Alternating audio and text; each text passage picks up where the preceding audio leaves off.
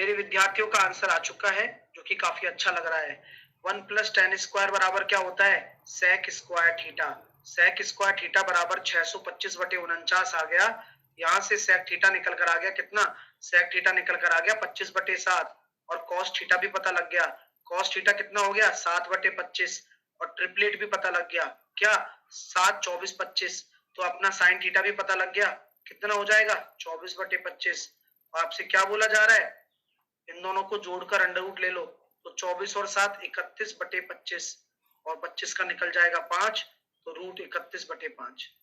तो इसको बिना पेन चलाए भी किया जा सकता था। ट्राई करें और आंसर दें। अब आप प्लीज शॉक मत होइएगा कि ये क्या कर दिया सर। भाई देखो, सिंपल सी चीज है, कुछ तो हमें दिमाग में सोचना पड़ेगा ना, तभी तो हम लाखों करोड़ों लोगों को पीछे छोड़कर अपने आप की सीट पक्की कर पाएंगे। इसी प्रकार मैं आपको कह रहा हूं कि मान लीजिए ये थीटा है, तो कॉस थीटा आपका क्या होता है? आधार बटे कर्ण होता है। तो 7, 24, 25 ट्रिपलेट आपने सुना ही होगा। तो बस साइन थीटा होता है लंब बटे कर्ण। सिंपल। नेक्स्ट। तो चलो एक बार ट्रिपलेट हो जाए। तो सबसे पहले हम लेते हैं 3, 4, 5। 3, 4, 5 के बाद 6, 8, 10। 6, 8, 10 के बाद इसके आगे के बहुत सारे चलते रहते हैं, है ना? आप जानते हैं 9, 12, 15, इसी तरह से एंड सो ऑन। इसको तो चलेंगे। इसके बाद हम ले लेते हैं 5, 12, 13, 8, 15, 17, 9, 40, 41, 7, 24, 25, 12, 35, 37, 11, 60, 61, 11, 60, 61, 12, 35, 37, 45, 48, 48, 55, 73 होता है। 48, 55, 73, 20, 21, 29। तो ये सारे क्या है? और एक 16, 63, 65 भी ले लो। तो ये सारे आपके इंपोर्टेंट ट्रिपलेट्स हैं। पढ़ते रहेंगे, दिमाग में आता रहेगा तो याद भी रहेगा हमेशा। ठीक है? तो जिससे भी जो भी चूक गया हो, छूट गया हो, वो एक बार देख ले कि हाँ यार ये छूट गया था, तो वो लिख ले अपनी कॉपी में। बार बार लिखने से ही आएगा, और कुछ चारा नहीं है। नेक्स्ट। 8, 15, 17 ले लिया ना? नेक्स्ट।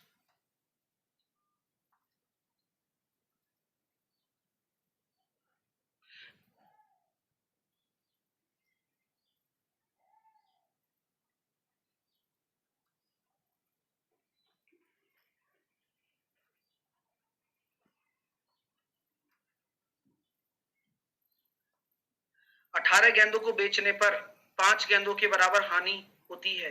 तो हानि बराबर क्या होता है? हानि बराबर होता है आपका क्रय मूल्य माइनस विक्रय मूल्य। यही होता है ना? तो आपसे मैं कह रहा हूं कि 18 गेंदों पर अगर आप डील कर रहे हो, तो 18 गेंदों का क्रय मूल्य माइनस 18 गेंदों का विक्रय मूल्य बराबर क्या हो जाएगा? 5 गेंदों का क्रय मूल्य। तो यहां पर आपके सामने क्या हो गया भाई?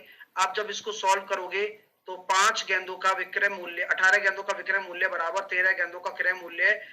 एसपी और सीपी का रेशो निकल कर आ गया 13/18। आपको मैं कह दूंगा कि 780 रुपए आपका विक्रय मूल्य है। तो 13 रेशो बराबर 780। तो क्रय मूल्य कितना होगा? 18 छिगी 18 छिगी बोलिए। अगर मैं 13 रेशो बराबर कहता हूं तो 108। तो 1080 रुपए आपका क्या हो गया? कॉस्ट प्राइस हो गया। ये कितनी वस्तुओं का कॉस्ट प्राइस है? 18 का। तो अगर मैं बात करना चाहूं, एक वस्तु का कितना होगा? 60 रुपया। नेक्स्ट।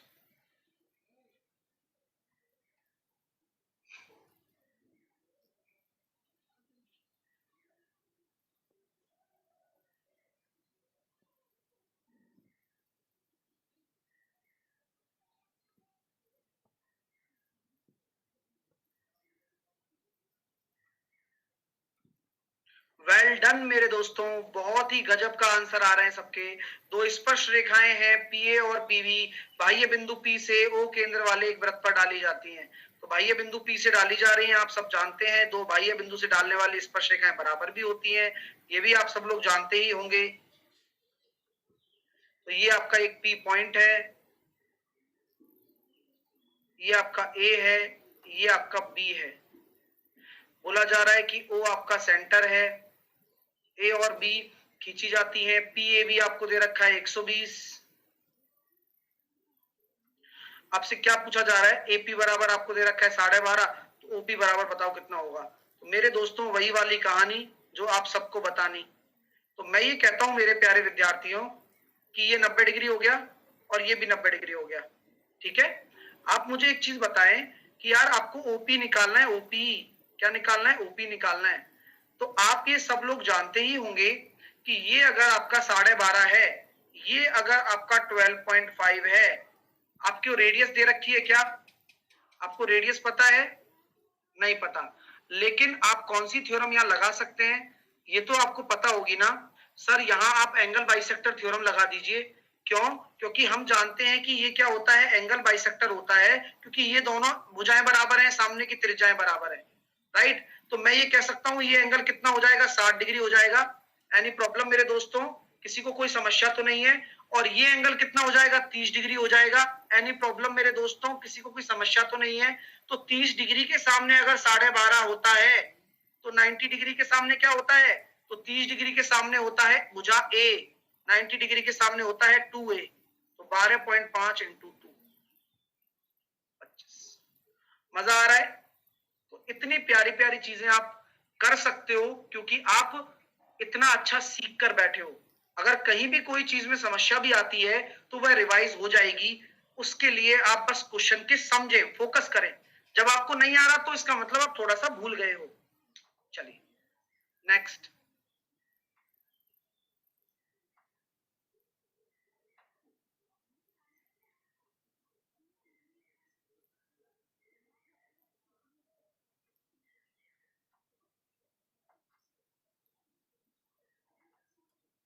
एक बच्चा है पवन कुमार, एक ये लिख रहा है आपको पढ़ाने की पड़ी है और पूरा देश कोरोना से जूझ रहा है। मैंने ऐसा टीचर अपनी लाइफ में नहीं देखा, कितना सेल्फिश है।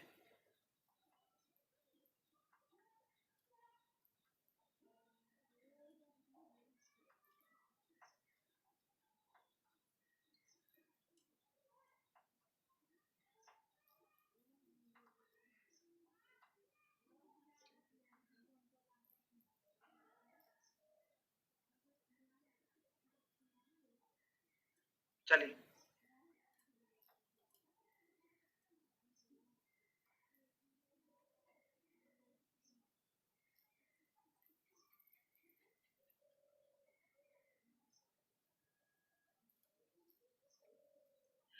स्कूल ए से परीक्षा देने वाले 65 छात्रों में से केवल 80% ही पास हो सकते हैं, पास हो पाए।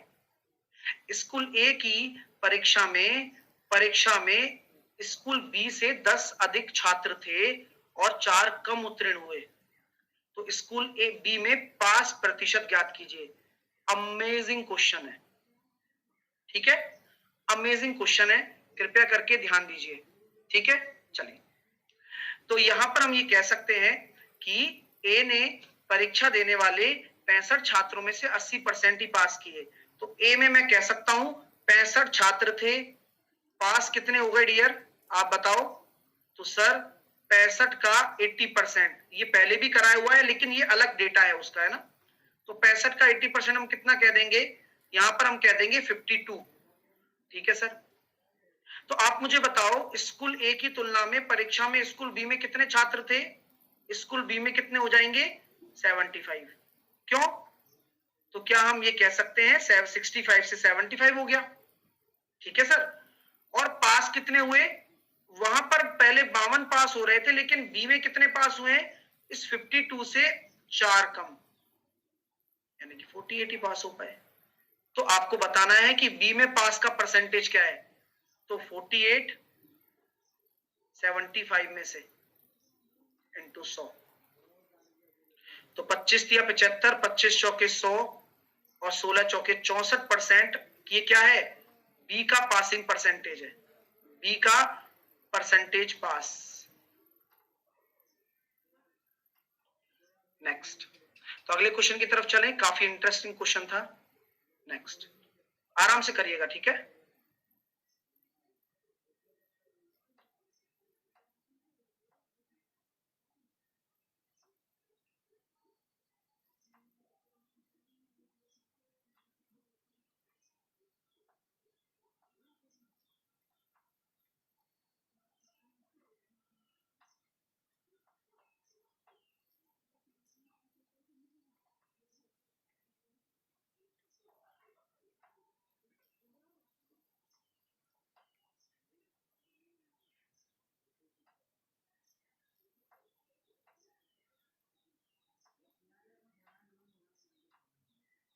चलिए,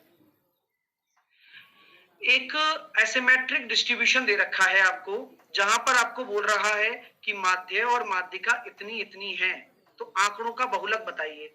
मैंने आपको एक चीज लिखाई थी कि मॉड बराबर क्या होता है, मॉड बराबर 3 into median minus 2 into mean, 3 into median minus 2 into mean. ठीक है, सही है।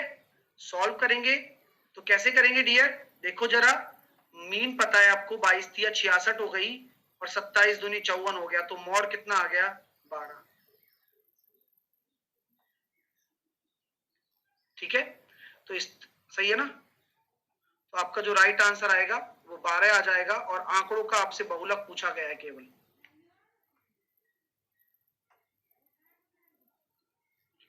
नेक्स्ट क्वेश्चन करेंगे डियर। एक बच्चा कह रहा है कि सर प्लीज हिंदी में लिखिए। भाई मॉड को हम कहते हैं बहुलक, मतलब अभी तक आपने चैप्टर का मतलब कुछ पढ़ा ही नहीं होगा, इसका मतलब तभी ऐसी स्थिति है। तो तुम पूरा पढ़ते क्यों नहीं हो यार। ये माध्यिका हो गया, ये हो गया माध्य। चलिए next.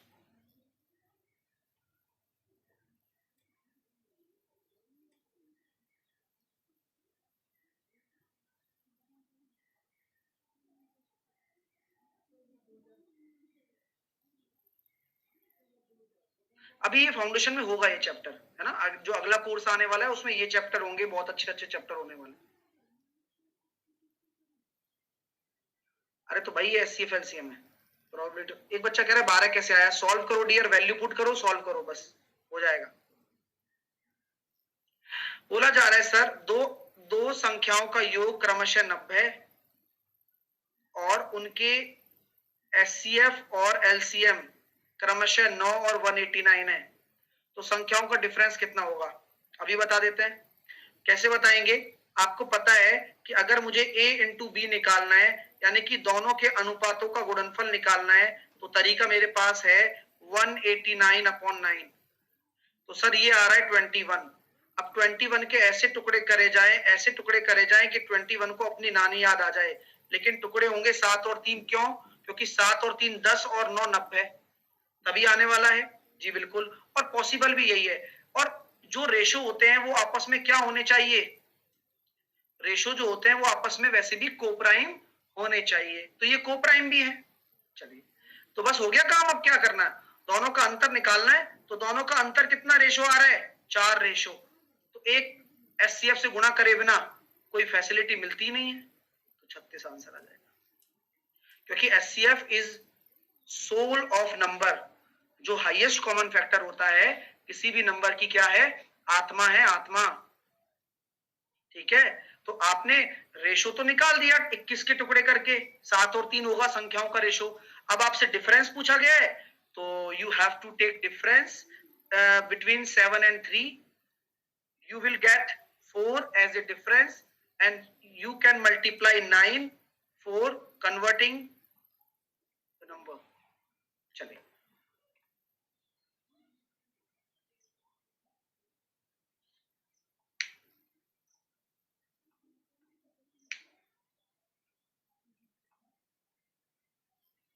Nine is the HCF of this number of 9। आपका क्या है, एचसीएफ है ना, इसी वजह से।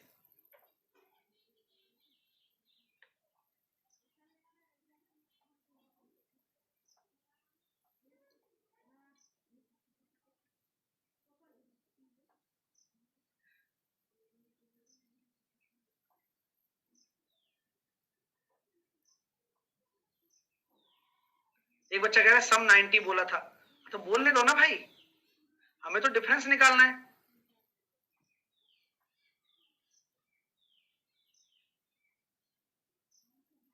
चलिए, तो काफी अच्छा क्वेश्चन है। ए और बी को एक काम को पूरा करने में 550 रुपए मिलते हैं, बस। ए को बी से 150 रुपए अधिक मिलते हैं, और जब वे एक साथ काम करते हैं, जब ए और बी अलग अलग काम पूरा करते हैं, तो बी ए से 12 दिन अधिक काम करता है, कर लेता है। तो दोनों के एक साथ काम करने में लगने वाले समय का पता लगाएं। चलिए डियर, तो ये काफी इंटरेस्टिंग क्वेश्चन है और काफी मजा आएगा इस क्वेश्चन में। तो ये क्वेश्चन यूं हो सकता है चुटकियों में, क्या आप करना चाहते हैं? ये क्वेश्चन चुटकियों में हो सकता है क्योंकि एक पहली नब्ज उसने मेरे को पकड़ा दी, बोले ये ले भाई साहब। बोले क्या पकड़ाई है? देखो a प्लस बी दोनों को मिलाकर कितना रुपया मिल रहा है? 550 रुपया, और उसका डिफरेंस भी दे रखा है, ए को बी से 150 रुपए अधिक मिलते हैं। तो ये उन लोगों के लिए, सुभाजीत दत्ता जैसे लोगों के लिए, कि ए को बी से 150 रुपए अधिक मिलते हैं। तो ए को कितने मिलेंगे? दोनों का जोड़कर 350 बटे 2 कर दिया, और बी को कितने मिलेंगे? दोनों को घटाकर 200। ये बाकी मतलब ये तो उन स्टूडेंट के लिए जिनको ये भी समझ में नहीं आया होगा। आइए दूसरा बात, हम इसको कैसे करते? ए और बी को रख लेते, पहले आप देख लेते कि भाई ये 150 है ना, इसमें से घटा दो, 150 इसमें से घटा दो, क्योंकि जो अंतर है वो हटा दो पहले से। तो कितना आ गया? 400 आ गया। दोनों को 200 बांट देते, और सब में से पता है यार ए को 150 रुपए ज्यादा मिल रहे हैं, तो ए को 150 रुपए ज्यादा मिल जाते। तो ये भी आपके सामने एक तरीका है जिससे आप समझ सकते हैं कि 350 और 200। तो ये अक्सर हम यूज करते हैं टाइम एंड वर्क में, और वो बोटन स्ट्रीम में यूज करते हैं, लेकिन कोई कहीं भी यूज हो सकता है। और एक और क्या चीज सीखने वाले हो आप यहां से? एक ये चीज सीखने वाले हो कि कभी भी बोला जाए ए बी से अधिक, ए बी से कम, बी सी से ज्यादा, बी सी से कम, इसका मतलब हमेशा और हमेशा डिफरेंस होता है। ये ध्यान रखना, मैं कई बार बता चुका हूं। तो ये हर क्वेश्चन में आता है। तो कभी भी अधिक कम दिखे ना, तो डिफरेंस ही है। ठीक है डियर, चलिए तो यहां से क्या काम आ गया सर हमारे पास? ये रुपया है भैया। अगर किसी के रुपीस पता है तो क्या मैं कह सकता हूं अगर इनको इतने इतने रुपए मिल रहे हैं तो इनकी एफिशिएंसी का रेशो भी यही होगा। 50 से काटा 7 बार और 50 से काटा 4 बार,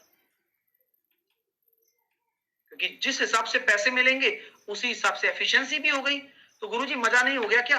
बोले यार गजब हो गया ये तो, क्योंकि अगर एफिशिएंसी का रेशो पता लग गया तो टाइम का रेशो क्या हो जाएगा? वाह भाई वाह। तो बोला भी गया है कि बी ए से 12 दिन ज्यादा ले रहा है, तो जो 3 रेशो की अधिकता है वही 12 दिन के बराबर है। 1 रेशो बराबर 4 दिन। तो ठीक है भाई, अकेले अकेले निकल कर आ गया कि ए कितना दिन ले रहा है अकेले? 16 दिन। और बी कितने दिन ले रहा है? 28 दिन। एलसीएम ले लो, दोनों मिलकर निकालना है। अब आंसर आ गया हो क्या? एलसीएम कितना आ जाएगा? एलसीएम आ जाएगा भैया 112। तो 16 सत्ते 112 और 28 चौके 112, तो 112 बटे 11, और आंसर आ रहा, और यही आ रहा ऑप्शन नंबर बी। मजा आ रहा नहीं आ रहा? क्यों नहीं आ रहा सर? बिल्कुल आ रहा। देखिए तो कॉन्सेप्ट इतना प्यारा है कि आपने पैसे से स्टार्ट किया, पैसे से आप रुपीस को बांटा, फिर एफिशिएंसी निकाली, एफिशिएंसी के बाद टाइम का रेशो निकाला, टाइम का रिलेशन दे रखा है, टाइम से आपने वही जो अपन लगाते हैं वहीं आ गए बस। चलिए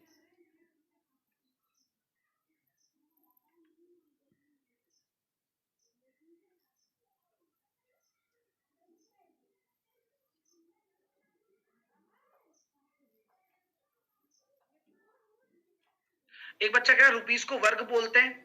रुपीस को वर्क नहीं बोलते, लेकिन कॉमन सेंस अगर लगाया जाए तो आपको ज्यादा रुपए मिलेंगे तो आपने काम भी ज्यादा किया होगा, बस वही रिलेशन है।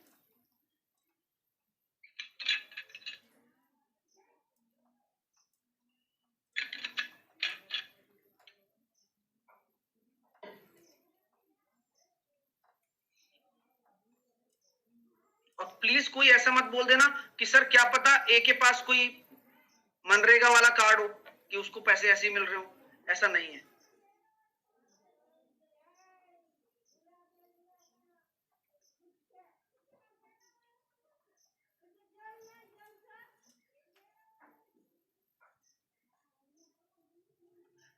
तो 3 सेंटीमीटर त्रिज्या वाली एक गेंद को एक बेलनाकार पाइप के अंदर इस प्रकार डाला जाता है कि वह पाइप के अंदर फिट बैठता है। यदि पाइप की लंबाई 21 मीटर है तो पाइप का पृष्ठीय क्षेत्रफल क्या होगा? आइए सीखते हैं। तो 3 सेंटीमीटर त्रिज्या वाली एक गेंद को एक बेलनाकार पाइप में डाला जाता है, तो कृपया करके थोड़ा फील देना चाहता हूं। आइए थोड़ा फील ले लीजिए।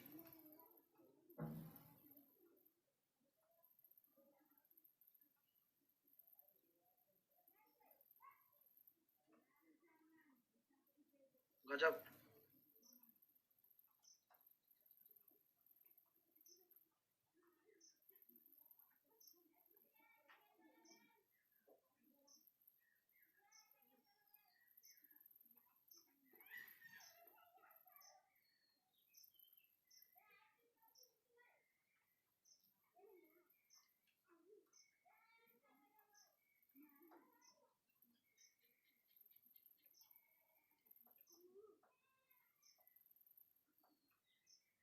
दिख रहा है क्या कि एक बेलनाकार पाइप के अंदर ऐसा बिल्कुल फिट बैठा दिया हमने, ठीक है।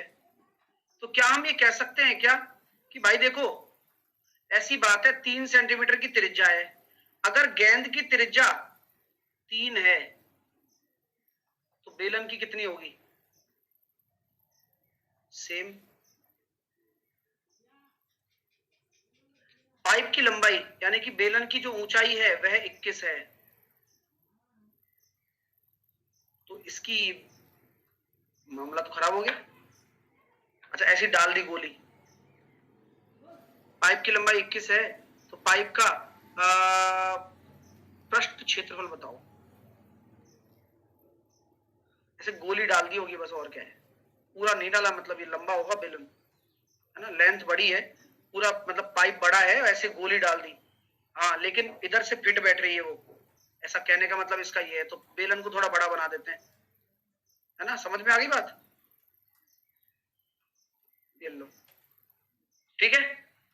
तो मतलब ऐसे गोली डालिए जैसे कि अपन बचपन में कंचे को किसी उसमें डाल देते थे, पाइप में, उसी तरह से। तो वो पैक हो जाता था, बिल्कुल फिट बैठ जाता था। तो यहां तक समझ में आ रही है बात? तो सारी चीजें क्लियर हो गई, लेंथ भी क्लियर हो गई। अब आपको क्या लगाना है? कुछ नहीं लगाना, 2πr/h लगाना है बस। तो लगाओ, 2 × 22/7, आर आपकी 3 है और एच आपकी 21 मीटर है, तो सेंटीमीटर में बदल दिया, सॉल्व कर लिया, आंसर 5 सेकंड के अंदर अंदर आ गया बस। तो 7 × 21, 9, 9 दूनी 18, 100 × 22, तो ये आ गया भैया कितना? 39600। आसान है ना? चलिए, आपने भी कंचे खेले, क्यों नहीं खेले भाई? कंचा हमारा राष्ट्रीय खेल है, हमारी तरफ से तो।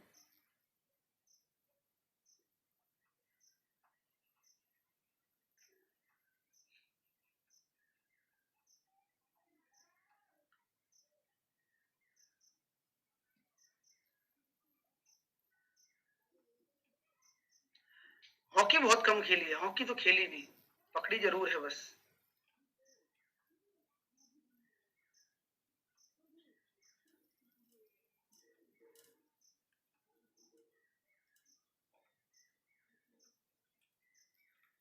चलिए,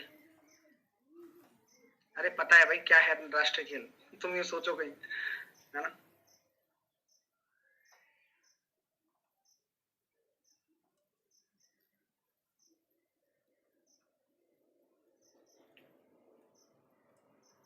₹87 को 2 भागों में ऐसे विभाजित किया जाता है कि पहले हिस्से पर 2 साल के लिए 10% की दर से चक्रवृद्धि ब्याज, दूसरे हिस्से पर 6% की दर से 4 साल का साधारण ब्याज बराबर हो। 2 मिनट का काम। तो P1 का 21% बराबर कर दीजिए P2 का 24%। P1 और P2 का रेशो निकल कर आ गया कितना? 3 × 8 = 24 और 3 × 7 = 21। तो भैया 8 और 7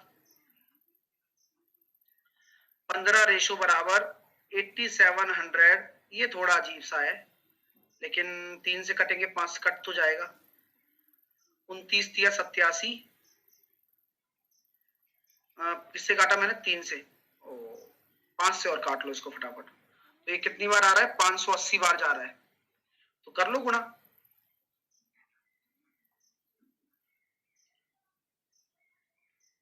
एक बच्चा कह रहा है कौन सा मेथड है? कोई मेथड नहीं है डियर, सिंपल है। पहले वाले भाग का 2 साल का 10% की दर से चक्रवर्ती ब्याज 21% होता है, ये सब जानते हैं। मतलब जो पढ़ा लिखा है ना, जिसने मतलब कंपाउंड इंटरेस्ट का सी भी पढ़ा होगा, तो सबसे पहले यही पता होगा उसको। ठीक है। और 24 कैसे आया? 6 चौके 24, साधारण ब्याज तो साधारण ब्याज है। चलिए, तो आप सॉल्व करेंगे तो कितना आ जाएगा? अरे पेन रुक गया मेरा।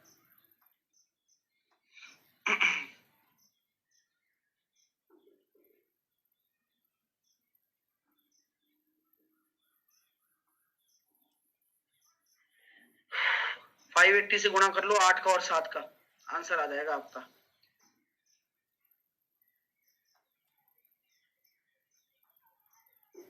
आओ, आ गया। तो 5 1 रेशो बराबर 580, तो बस सॉल्व कर लिया, सी आंसर आ गया। नेक्स्ट, घबराइएगा नहीं, सॉल्व करने की कोशिश करिएगा।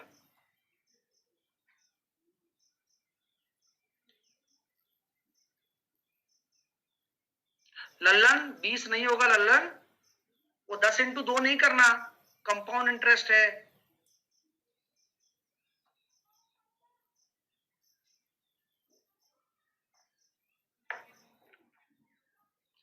तो सर क्या करूं?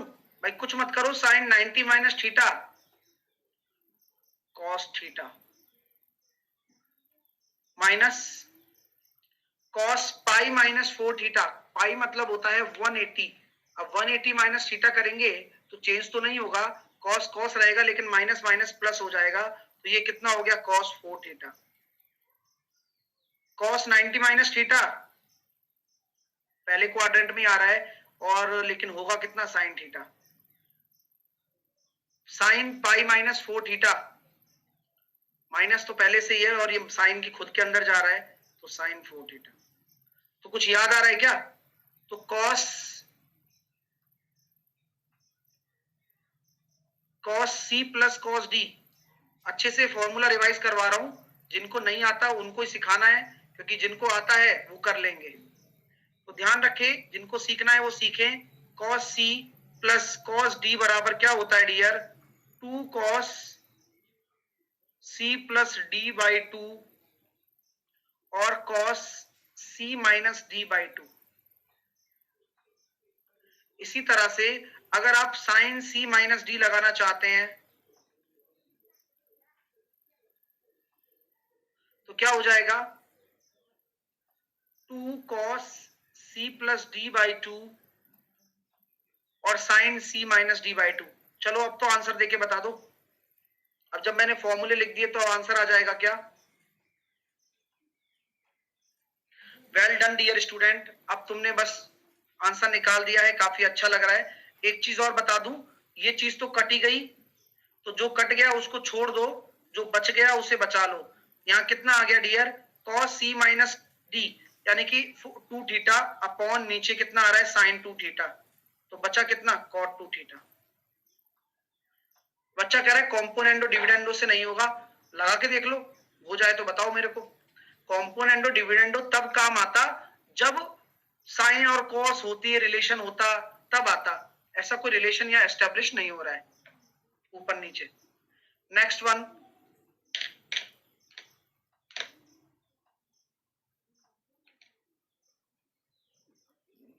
फॉर्मूले नहीं बनते। फॉर्मूला वाला कहता है भाई तुमने स्कोप ही खत्म कर दिया।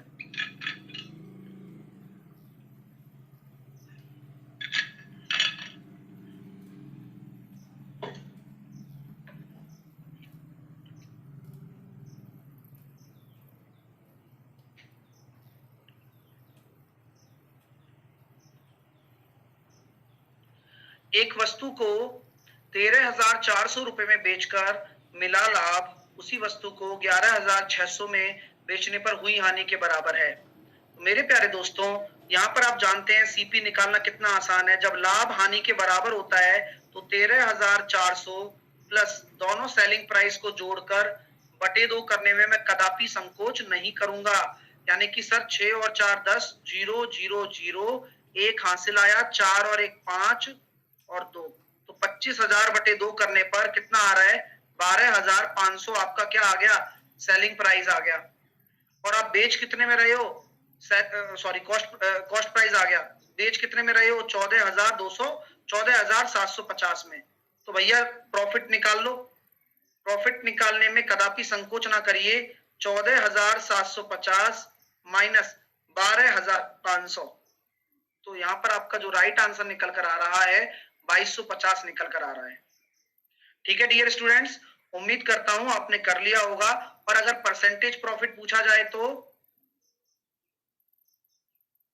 सर 2250 का जो प्रॉफिट आ रहा है 12,500 पर आ रहा है इंटू 100। तो सॉल्व करने पर 25 25 पंजे 125, 25 नंबर 225, 18% का प्रॉफिट है। नेक्स्ट,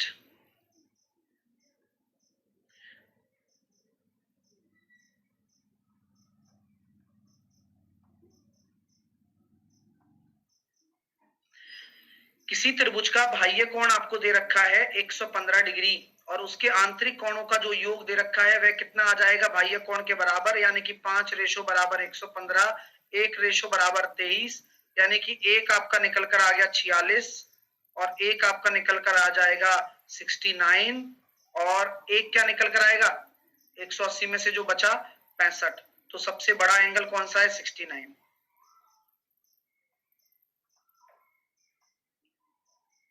नेक्स्ट,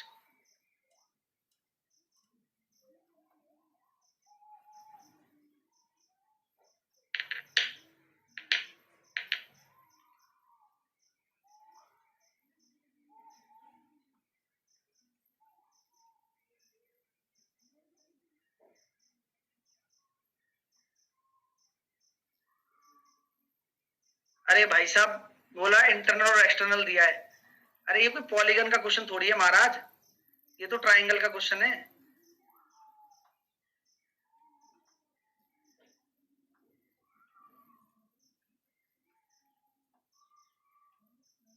एक रेलगाड़ी सुबह 9 बजे दिल्ली से 25 किलोमीटर प्रति घंटा की गति से निकलती है और दूसरी रेलगाड़ी दोपहर 2 बजे 35 किलोमीटर प्रति घंटा की गति से समान दिशा में निकलती है, तो दिल्ली से कितनी दूर वे आपस में मिलेंगी?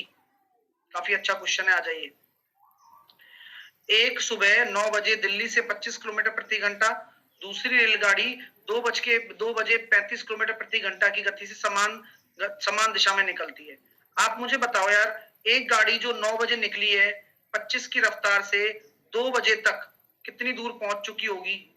दोपहर 2 बजे तक 10, 11, 12, 1, 2, 5 घंटे में क्या वह 125 किलोमीटर नहीं पहुंच गई होगी क्या? अब यहाँ भी 2 बज रहे होंगे और दोनों तरफ 2 बज रहे होंगे और यहां से जब दूसरी गाड़ी चल रही है उसने देखा कि यार वो 25 की रफ्तार से निकली है, 125 किलोमीटर दूर पड़ी हुई है। अब यहां से एक गाड़ी निकल रही है 35 की रफ्तार से और वह जा रही है 25 की रफ्तार से आगे की तरफ, तो दिल्ली से कितनी दूर वे आपस में मिलेंगे? तो सबसे जरूरी चीज है मीटिंग टाइम। तो मीटिंग टाइम कैसे निकालेंगे डियर? जब दोनों की स्थिति में समय समान हो और बीच की दूरी पता हो तो बीच में रिलेटिव स्पीड कंसेप्ट लगा देते हैं और समान दिशा में चालें आपस में घट जाती हैं, यानी कि 12.5 घंटे आपको लगेंगे सर। तो 12.5 घंटे में 35 किलोमीटर द्वारा तय की गई दूरी निकाल लो, उतनी दूरी पर ही मिलेंगे क्योंकि ये शुरुआती पॉइंट से है। बार बार ये जोड़ोगे तो इसके निकालो क्योंकि ये शुरुआत के पॉइंट से है। तो 35 इंटू 12.5, तो 12.5 मतलब 25/2, यानी कि सॉल्व करने पर कितना आंसर आ रहा है? Option number B. Thank you. Next,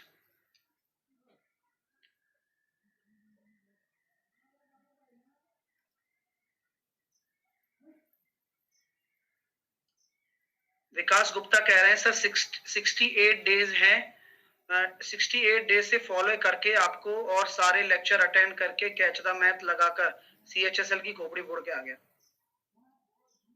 Hartley thank you, बहुत बढ़िया भाई, बधाई हो आपको भी। पढ़ाई करो, बस टाइपिंग करना स्टार्ट करो।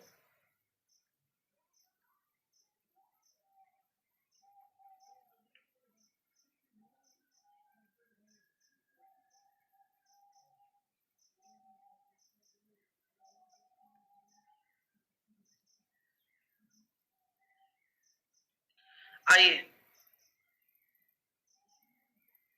PQR का औसत वजन कितना है? 62 है। आर का वजन पी से 12 किलोग्राम अधिक है और क्यू से कितना है 9 किलोग्राम। तो पी क्यू आर एस का औसत वजन क्या होगा जब एस का वजन आर से 12 किलोग्राम कम है।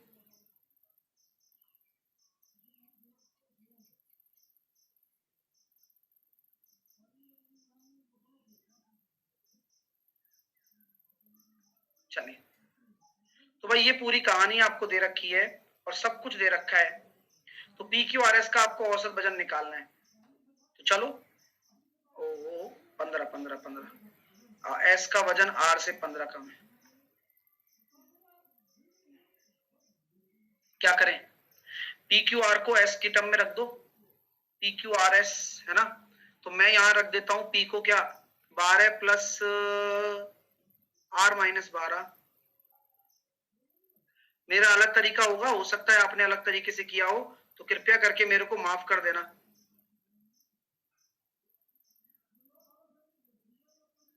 186 3r बराबर कितना हो जाएगा 186 प्लस 21। 3r बराबर कितना हो गया, जोड़ेंगे तो कितना आ रहा है डियर 70207। r बराबर कितना आ जाएगा 3 छिंग 18 3 नाम 27। अब r बराबर 69 आ गया, तो सब कुछ आ सकता है। पी क्यू आर मेरे पास आ गया, तो s निकाल लेता हूं बस। तो s कितना आ जाएगा 69 में से भाई 15 घटा दो चुपचाप बिना किसी दिक्कत के, s आ गया 54।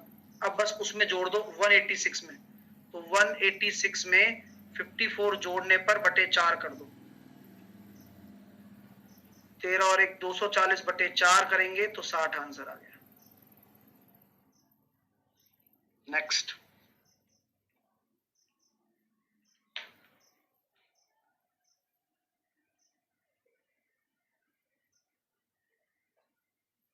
पता है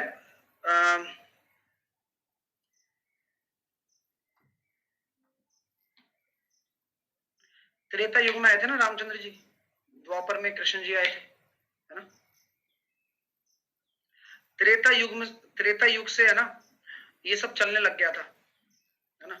और द्वापर में कृष्ण जी आए थे। तो त्रेता युग में भी मतलब जब माता सीता वनवास से लौटी थी, तो सिर्फ कुछ लोगों की बातों से मतलब इतना बड़ा कलह हो गया कि उनको दोबारा से जाना पड़ा, परीक्षाएं अग्नि परीक्षा देनी पड़ी। लोग मतलब जिनके बारे में वर्णन किया गया है सिर्फ लोगों की वजह से। तो सेम चीज कुछ यहाँ भी उस तरह के लोग हैं, मतलब कहते हैं ना कि मतलब एक सोसाइटी में उस तरह के होते हैं कुछ जो कंफर्टेबल कभी नहीं हो सकते लाइफ में, कभी भी नहीं। तो सोचो कि जबकि त्रेता युग को सतयुग का एक प्रारूप कहा गया है। सतयुग में तो काफी सब अच्छा था, त्रेता युग में थोड़े बहुत जैसे कि लड़ाइयां कलेश ये सब आए धीरे धीरे। द्वापर में तो महाभारत ही हो गई, ठीक है। मतलब द्वापर तो काफी वल्गर हो ही गया था देखा जाए तो, कि महाभारत भी हो गई, मतलब स्त्रियों का अपमान होने लग गया। अब यहाँ और ज्यादा स्थिति खराब है। चलिए, कलयुग में तो अभी बहुत कुछ होना बाकी है, अभी तो बहुत कम समय निकला है, अपन तो निकल लेंगे सब। इसलिए हम लोगों ने सबसे कहें कहें तो सबसे अच्छा जीवन जिया है, जी रहे हैं, लेकिन फिर भी हम उसका सामना कर ही रहे हैं, कुछ ना कुछ आता रहता है बार बार। चलो इसमें लास्ट में बातें करेंगे आज, अभी क्वेश्चन कर लेते हैं पहले, है ना। चलिए, एक 144 मीटर लंबी सीढ़ी एक भवन पर झुकी हुई है। 144 मीटर लंबी सीढ़ी एक भवन पर झुकी होती है।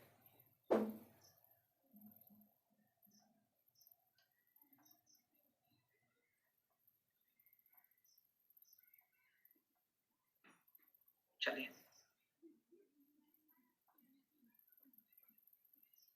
और 45 डिग्री का कोण बनाती है। उसी बिंदु से दूसरे भवन पर 60 डिग्री का कोण बनाती है। उसी बिंदु से दूसरे भवन पर 60 डिग्री का कोण बनाती है जो पहले भवन के विपरीत है।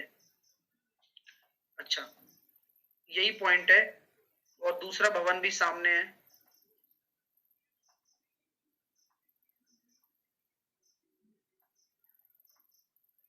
उससे कितना बना रही है 60 डिग्री का।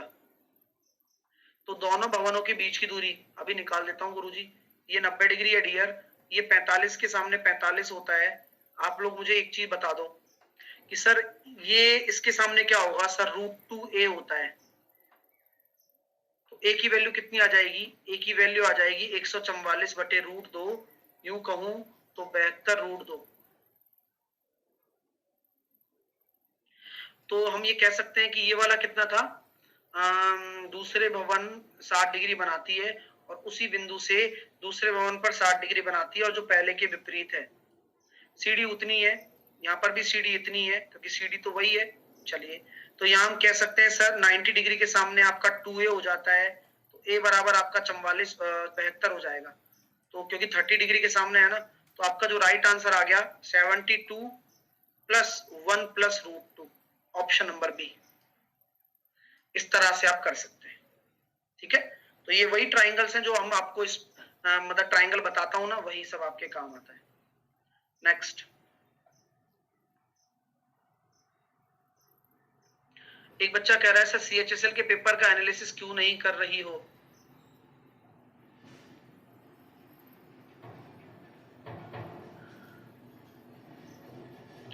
उसमें कुछ खास नहीं आ रहा है यार, मतलब वही घिसे पिटे क्वेश्चन है। मतलब जो कैच द मैथ कर लो उससे हो जाएगा।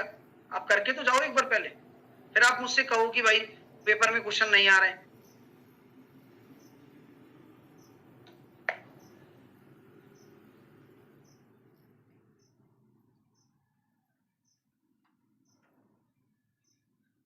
देखो, जेंडर ही चेंज नहीं, कलयुग है, कुछ भी हो सकता है भाई।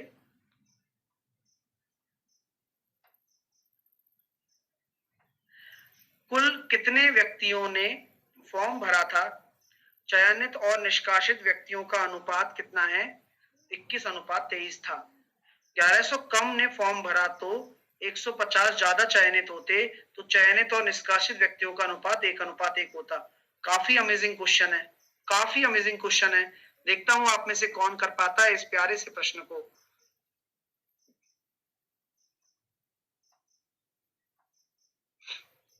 वेल डन यार, मतलब आप बहुत अच्छा काम कर, मतलब अच्छा काम तो क्या, मतलब बहुत अच्छी मेहनत की है, तो उसका रिजल्ट मुझे अब दिख रहा है।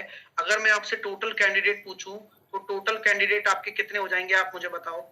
सर आप बोल रहे हो ना, सेलेक्टेड और अनसेलेक्टेड को मिलाकर टोटल कैंडिडेट मेरे कितने हो गए? 21 + 23 रेशो, यानी कि 44 रेशो हो गए सर। अब 44 रेशो में से कितने बच्चे कम फॉर्म ने भरा? तो 44 रेशो, ये रेशो है, तो उसमें से 1100 ने कम फॉर्म भरा। 1100 संख्या है, और चयनित कितने हुए थे? 21 रेशो, तो 150 ज्यादा चयनित, 150 ज्यादा चयनित हो गए, तो अनुपात आपका कितना हो गया? 2:1। तो लड़ाई कंसेप्ट भी लग सकता है ना, लड़ाई कंसेप्ट ही एक तरीके से सॉल्व कर लो डियर। ये ध्यान रखना, ये जो ऊपर लिया गया ये क्या है? ये टोटल है, इसलिए 1:1 को क्या लिखा? 2 ऊपर लिखा और 1 नीचे लिखा। ये क्या है? चयनित। सॉल्व कर लो डियर, हो गया, बस यहीं से सॉल्व हो गया। 44R - 1100 बराबर 42R + 300। सॉल्व करने पर 2R बराबर 1400, और कोई गड़बड़ा तो नहीं गया? अरे 300 1400, ठीक है। तो R बराबर कितना हो जाएगा? 700। तो चयन मतलब सिलेक्शन, ठीक है। R बराबर हो गया 700। तो आपसे क्या पूछा गया है? आपसे पूछा गया है कुल कितने ने फॉर्म भरा था। तो कितने थे टोटल? 44 थे ना, तो 44 × 7 करना जरा, आंसर आ गया। मजा आया? लड़ाई कंसेप्ट भी यही है। अगर आप चाहते हो कि मैं लड़ाई कंसेप्ट से भी करूं तो देख लीजिए। आप ये देखिए, सेलेक्टेड कितने थे पहले? सेलेक्टेड कितने थे? 21 रेशो, और अनसेलेक्टेड कितने थे? 23 रेशो। टोटल कितने थे? 44। और हम ये कह सकते हैं कि 1100 ने फॉर्म नहीं भराना, तो अनसेलेक्ट कितने नहीं हुए, सॉरी चयनित कितने ज्यादा हो गए? 150 ज्यादा हो गए। तो -1100 और +150। तो अनुपात कितना आ रहा है? यह 1:1 आ रहा है। तो मैं ये कह सकता हूं टोटल रेशो कितना आ गया? 2 आ गया। तो आपके पास डेटा कौन कौन सा अवेलेबल है? डेटा आपको सेलेक्ट वाला और टोटल वाला अवेलेबल है।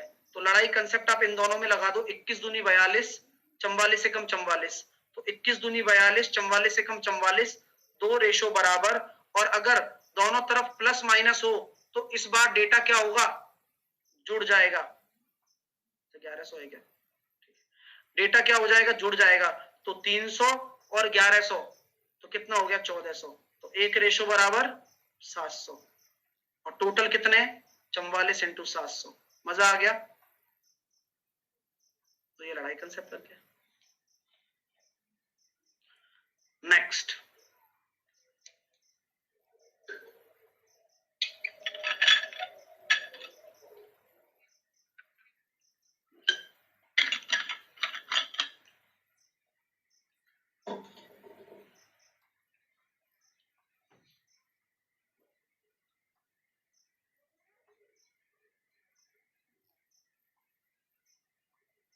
समांतर श्रेणी में कितने पद जिसका पहला और पांचवा पद दे रखा हो पदों का योग 55 है? समांतर श्रेणी में कितने पद हैं जिसमें पहला पद हो और पांचवा पद हो और पदों का योग 55 हो? बताओ ऐसे कितने पद होंगे जिसमें ये सारा काम चल रहा है? तो गुरुजी काफी इंटरेस्टिंग कॉन्सेप्ट हो गया एक तरीके से कि पहला पद आपको दे रखा है -10 और पांचवा पद आप निकाल देते हो। निकाल कितना देते हो? a plus n minus 1 into D. अब n की जगह क्या रखोगे? 5 रखोगे। ये आप भी जानते हो, ये हम भी जानते हैं। तो यहाँ आ गया आपका पास 2, यहाँ आ गया आपके पास -10, यहाँ आप रखोगे कितना? 4d। तो d बराबर निकल कर आ गया 3। अब d बराबर 3 निकल कर आ गया तो सॉल्व कर लो। तो n पदों का योगफल कितना होता है? n/2 2a plus n-1 into D. यहां पर आपको n पदों का योग दे रखा है 55। n/2 2a कितना है? -20 प्लस n-1 निकालना है और d की वैल्यू आ गई 3। तो 110 बराबर -20n 3n square -3n। Solve करो। गुरुजी जब सॉल्व करूंगा ना तो सारी दुनिया कांपेगी। फिर बोले ठीक है कांपा दे भाई। तो यहाँ पर आ गया 110 इंटू 0 बराबर 0। तो यहाँ कितना आ रहा है? 330 के ऐसे टुकड़े कर दो। तो 330 के ऐसे टुकड़े कर दो भैया जिनका 23 आ जाए। बताओ। तो 33 और 10 आ गया गुरुजी। मैंने कहा भाई गजब हो गया। तो एक 33 आ गया, एक 10 आ गया। माइनस डोमिनेट कर रहा है तो यहाँ प्लस वाला बड़ा होगा, माइनस वाला छोटा। 3 का भाग देना जरूरी है। तो आंसर कितना आ गया? 11। क्वेश्चन कैसा लगा? बढ़िया है सर। नेक्स्ट,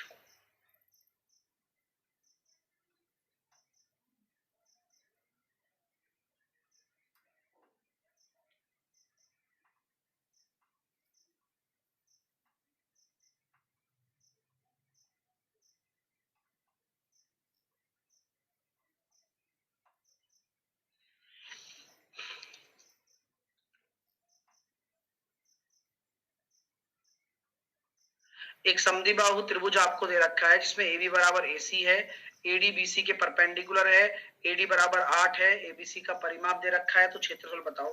ये हुई ना बात।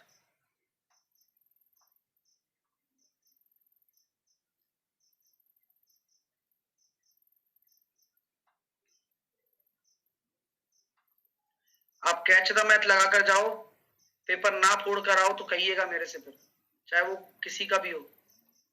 AB बराबर AC है और AD आपका BC पर परपेंडिकुलर है। मेरे दोस्तों कोई दिक्कत नहीं है, परपेंडिकुलर है तो मैं एंगल बाइसेक्टर भी कह सकता हूं क्योंकि ये समद्विबाहु त्रिभुज है। कह सकते हो। AD बराबर आपका हो गया 8। तो ABC का परिमाप कितना है? 64। तो ABC का क्षेत्रफल बताओ। मैं ऐसे कह सकता हूं क्या डियर? देखिए इसकी भुजा x है, ये x है, तो ये आपने y मान ली टोटल, तो टोटल परिमापों का योग कितना हो गया 2x प्लस वाई बराबर 64। कोई आपत्ति, किसी को कोई संकट, किसी को कोई समस्या तो नहीं है? बोले नहीं गुरुजी अभी तक तो नहीं है। ठीक है भाई, और कुछ कर सकते हैं क्या अपन? बोलो। बोले यार एक चीज कर सकते हो यार आप। मैंने क्या कर सकते हैं बताओ, हम भी सुनेंगे। ट्रिपलेट बना सकते हो। मैं कैसे? बोले यार ये 8 है, इसको 15 माना, इसको 17 माना, अब ये भी 17 हो गया तो ये भी 15 हो गया। ओहो, यानी कि बेस कितना हो गया 30 हो गया। एरिया कितना हो जाता है 1/2 आधार इंटू ऊंचाई। तो आंसर तो यही आ गया 120। सर हमें समझना क्या है इसमें? बेसिक से तो ट्रिपलेट बन गया, चलो ठीक है अच्छी बात है, लेकिन समझने योग्य वाली बात ये है मेरे दोस्तों, मैं ये कहना चाह रहा हूं, कृपया करके सुनिएगा मेरी बात। सुनोगे? सुनो कि जब कभी भी आइसोसेलेस ट्राइंगल होता है ना, तो जो सामने वाली भुजा परपेंडिकुलर होगी तो उसको दो बराबर भागों में बांटती है, ये ध्यान रखना। और ये दो बराबर भाग हैं तो ये एंगल बाइसेक्टर भी हो गया, तो ये एंगल बाइसेक्टर भी थ्योरम हो गया। ठीक है, साथ के साथ इसका और इसका अनुपात और इसका अनुपात बराबर होगा, क्योंकि ये एंगल बाइसेक्टर है। इसलिए आपको ये सारी चीजें दिमाग में रखनी है। इसके अलावा भी अगर आप सॉल्व करना चाहते हैं तो कैसे सॉल्व करेंगे डियर? परिमाप आप जोड़ के देख लीजिए, 17 और 17 34 और 34 और 30 64, तो ये भी सत्य है। तो सर अगर हम बेसिक से करेंगे तो काफी लंबा चला जाएगा, तो प्लीज कंसेप्ट को समझ लीजिए। अरे शिवम 6 8 10 से 64 आ रहा है क्या महाराज? एक बार आ जाए तो फिर मेरे को बता देना कि सर आ रहा है।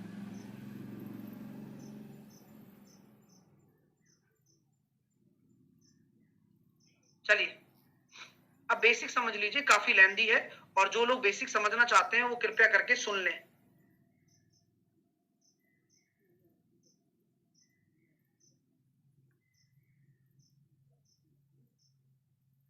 इसको मैंने मान लिया ए, और नहीं चाहते वो फटकार के सो जाएं, कोई दिक्कत वाली बात नहीं है, जब दुनिया खत्म हो रही होगी तब उठा लेंगे तुम्हें।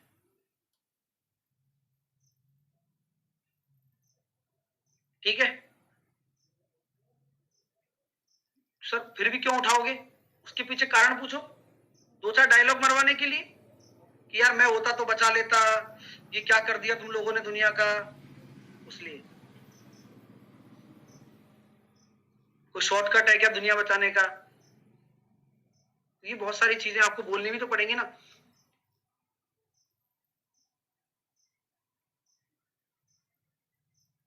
चलिए, तो ये आपने माना भाई 8 है, तो मान लिया भाई, मान लिया। आपको पता है कि ये दोनों भुजाएं बराबर हैं, और बजा बराबर है तो मैंने इसको मान लिया ए और इसको मैंने मान लिया बी।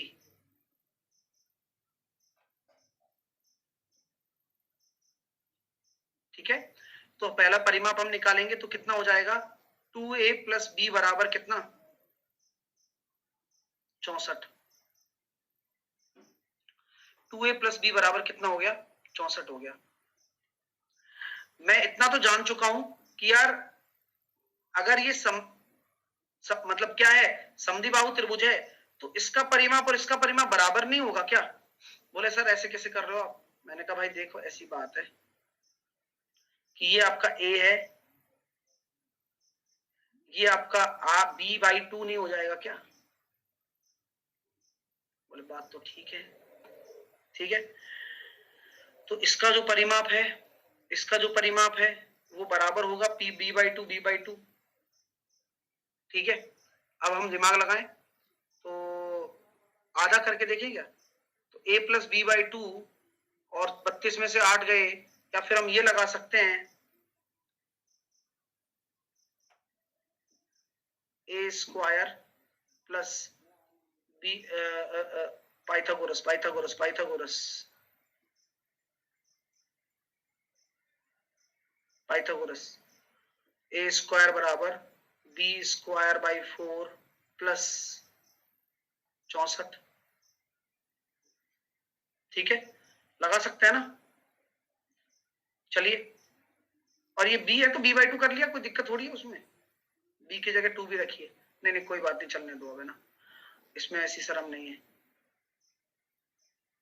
अब यहां पर हम क्या कर सकते हैं, इस b की जगह a को पुट कर दें, तो b की जगह क्या रख दो, 64 - 2a रख दो, रखो भैया। तो a स्क्वायर बराबर b की जगह रख दो 64 - 2a बटे 4 प्लस 64। अब इसको सॉल्व कर लो, a में इक्वेशन आ जाएगी और जो a का आंसर आएगा तो ये भुजा आ जाएगी कितनी, 17 निकल कर। अब चाहो तो विश्वास नहीं होता ना, विश्वास नहीं होता तो क्या करो, सेटिस्फाई करा लो। तो 17 17 289 बराबर 64 में से 34 चले गए, तो सॉरी 64 में से कितने चले गए, 34 चले गए, तो कितना आ गया 30/4। तो 30/4 यानी कि 15/2, 15/2 सॉरी स्क्वायर कर लेंगे 225, कर लो सॉल्व, 289 आ जाएगा। तो ये बेसिक है इसका, समझ में तो आ गया ना। चलिए नेक्स्ट, अगला प्रश्न करिए डियर। सर आपके भाभी लॉकडाउन हुआ है क्या? नहीं भैया लॉकडाउन हुआ है हमारे।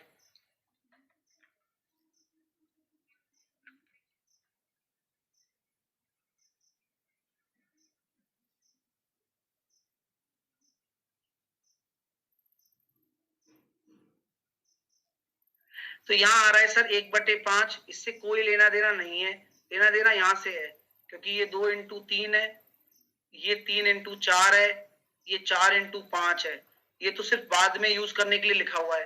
तो हम कैसे यूज करेंगे सर, ये कितना हो रहा है 9 × 10 है, तो यहाँ हम कह सकते हैं 1/5 प्लस एक डिफरेंस कितना आ रहा है, पहली संख्या 1/2 और अंतिम संख्या 10। तो सॉल्व करने पर कितना आया 1/5 प्लस 8/20, तो 12/20 कितना आ रहा है 3/5। अगला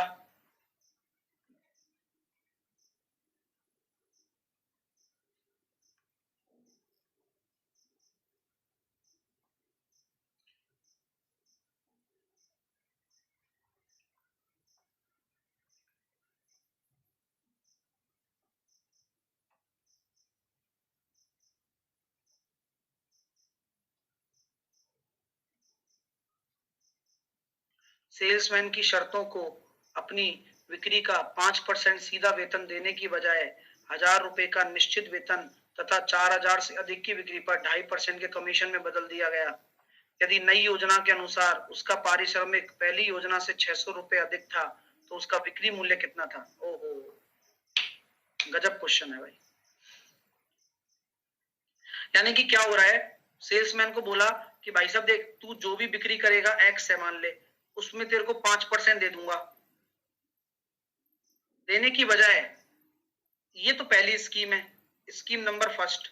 दूसरी स्कीम के हिसाब से क्या बोल रहा है, 1000 रुपए ले ले फिक्स, ये 1000 रुपए फिक्स कर ले और 4000 से अधिक की बिक्री पर, तो 4000 से अधिक का मतलब एक्स में से 4000 रुपए घटाकर जो भी पैसा आएगा उस पर 2.5% कमीशन ले ले। ये पॉइंट समझ में आ गया क्या? वो 4000 ही है यार, 400 कहां से आएगा वो। ये पॉइंट समझ में आ गया क्या? जिनके समझ में नहीं आया वो नहीं करने में, टाइप करने में लगे हुए थे यार, सामने देखा करो, समझाया जाता है। एक्स मान लिया टोटल बिक्री है, तो पहले तो उसको 5% सीधा सीधा मिल रहा था, लेकिन दूसरी स्कीम में उससे क्या कहा गया कि 1000 रुपए तो तू फिक्स ले ले, 4000 से ज्यादा की बिक्री पर 2.5% कमीशन ले लीजिए। बोले अच्छा, तो 4000 से ज्यादा की बिक्री पर कितना पैसा, एक्स रुपए में से 4000 घटा दोगे, उससे ज्यादा का जो पैसा है उसी पर ही तो 2.5% मिल रहा है। ठीक है, तो अब क्या करोगे, पहली वाली में ज्यादा मिल गया, दूसरी वाली में मिल गया, बताओ पहली वाली में ज्यादा है, दूसरी वाली में ज्यादा मिल रहा है ना, 600 रुपए ज्यादा मिल रहा है पहली वाली से, तो इसमें से ये घटा दो, घटाओ, शकल क्या देख रहे हो? तो बोले सर घटाता हूं डर डर के, 1000 रुपए प्लस 2.5% ऑफ एक्स 4000 का 2.5% कितना हो जाएगा डियर? 2 जीरो को चोर खा गया, 10/4, ये कितना बचेगा? 100, मात्र 100 रुपया। और 5% इसमें से घटेंगे और ये किसके बराबर है? 600 के बराबर। सॉल्व कर लो भाई, शकल ना देखो। तो 600 इधर आ जाएगा, इधर आया 900, 300 बचे, 300 बराबर 2.5%, यानी कि 5/2% ऑफ x। तो 5 से काटा 60 बार, 120, 1% तो 12,000 आंसर आ गया भाई, x बराबर। मजा आया? बिल्कुल आएगा भाई, सीखोगे तो। अगला प्रश्न,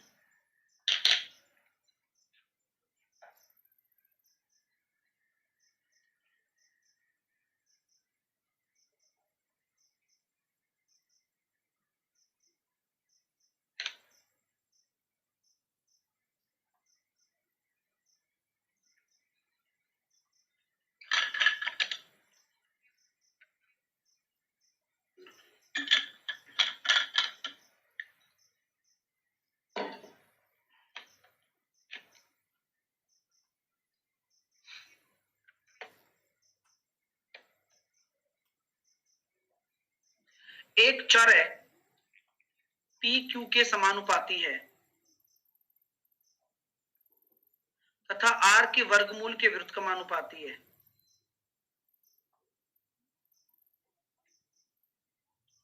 p का मान 5 मीटर है,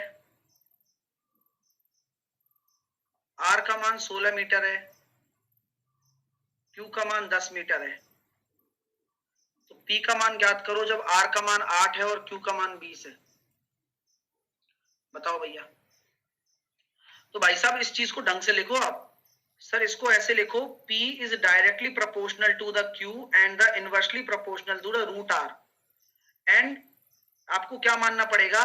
एक कांस्टेंट k वा। तो पहली समीकरण के हिसाब से p बराबर 5 रखने पर, q बराबर आपका 10 रखने पर और r में 16 रखने पर तो 4 आ गया।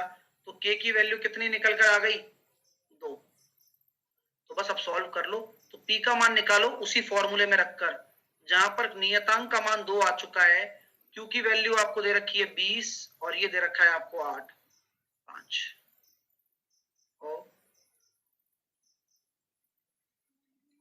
कोई दिक्कत तो नहीं है? कोई गड़बड़ा गए क्या? ओ माफी, रूट 8 है ना, रूट 8 है भाई। तो रूट 8 है तो 2√2 हो जाएगा। तो 40/2√2, 20√2, 20 बार। मजा आया? अच्छा लगा? तो यही मिलेगा आपको, क्योंकि आप सब पढ़ने वाले हो तो मजा आता है भाई। क्लास में अगर एक बच्चा भी ना रहे तो भी मजा आएगा। क्यों? क्योंकि मुझे पढ़ाना मजा आता है। अब आपको पढ़ने में आना चाहिए। नेक्स्ट, आपके सामने ये DI है।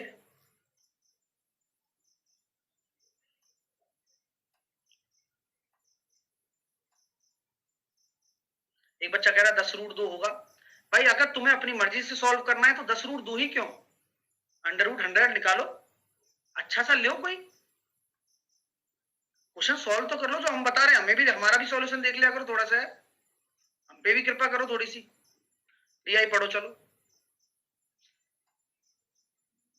चलिए, ये पहला क्वेश्चन आपके सामने है।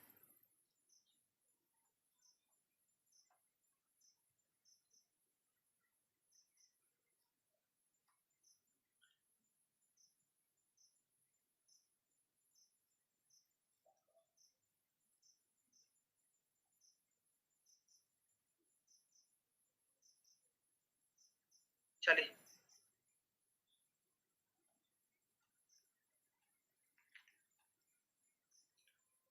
अरे 10√2 आंसर की बता रहे हो क्या?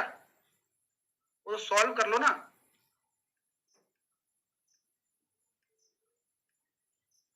तो आंसर ऑप्शन में 20/√2 दे रखा था, अपन क्या करें? चलिए दोबारा देखिए सर, क्या देखना है बताओ। तो 10√2 ऑप्शन में कहा है? आंसर तो ये है ना, 20/√2। दो ऑप्शन सेम है। कौन सा सेम है बताना। ओहो, जय गणेश देवा, कहाँ है सेम? ये डंडा दिख नहीं रहा क्या?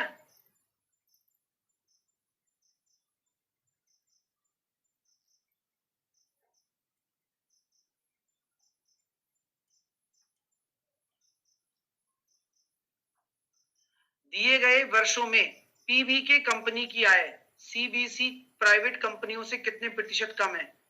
तो टोटल देखना है क्या?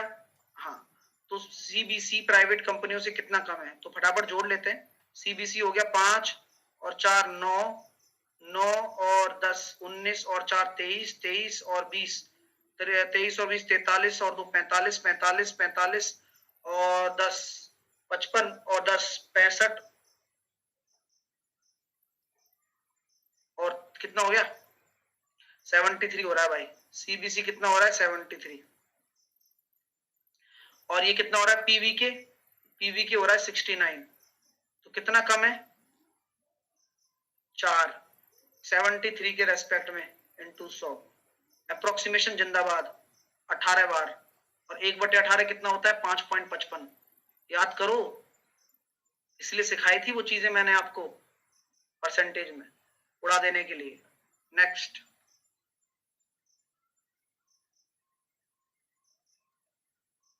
अरे 9-10 हो गया, आज पता ही नहीं चला है ना। मजा आ रहा है, अभी तो आधे पौन घंटे बात करेंगे अपन।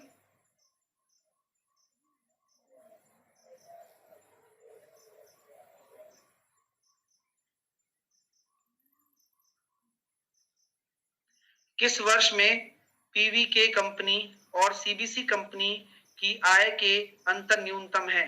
तो देखो ना, सबसे कम कहां दिख रहा है? यहाँ एक है, यही है 2016 में। नेकी और पूछ पूछ। नेक्स्ट,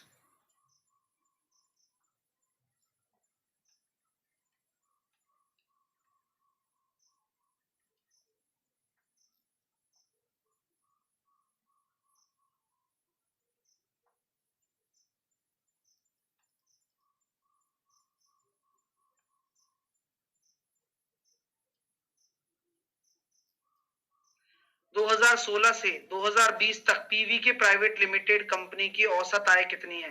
अभी सबको जोड़ा था ना, 16 से 20 तक पीवीके को जोड़ा था ना, कितना आया भाई? 69। 69 बाई कितना कर दो? 69 बाई 1 2 3 4 5, तो लगभग लगभग कितना आ रहा है? 138 के करीब आ रहा है। नेक्स्ट, 2019 में कंपनी पीवीके प्राइवेट लिमिटेड की आय से पिछले वर्ष की तुलना में कितने वर्ष की वृद्धि हुई? तो 2019 में पीवीके में कितनी वृद्धि हुई? 2019 में कंपनी पिछले वर्ष की तुलना में 8 से 25 हुआ था ना, तो कितनी वृद्धि हो गई? 17। 8 के रेस्पेक्ट में इंटू 100, 200 से ज्यादा। मजा आ गया डियर? जल्दी से बताइए।